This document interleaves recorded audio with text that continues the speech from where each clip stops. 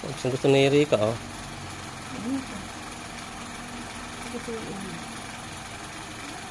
So mga idol, magandang tanghali po. Pag po hinihingal po yung inyong inihin na buntis, ano nyo lang po ng yelo dyan sa ulo, sa agang yung batok, para mawala po yung hingal. Ayun na po, hihingal po siya masyado. Nagpahid po tayo ng yelo sa ulo niya.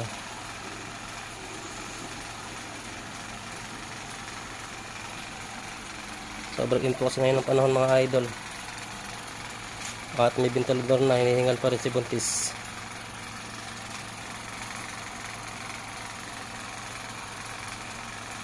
Yan po yung aming baabay na si Rika. Ang anak po siya sa May 26. Yan sa kabilang buwan ng mga idol.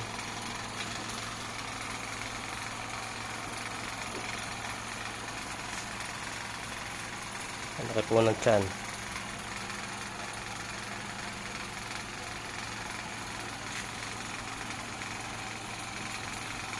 Yan guys, thank you for watching. Sana makatulong sa mga ganitong naka-experience sa inihing baboy. Magano lang po tayo ng yelo sa kanyang ulo, sa batok.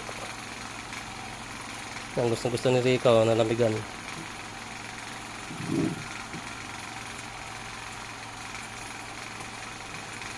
Wala hingal yung mahal, ano? So mga ito, laki po kasi ni Rika, oh.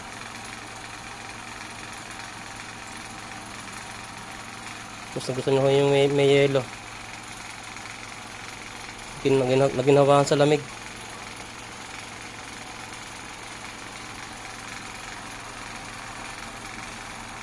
Hey guys, thank you for watching. God bless. Happy farming.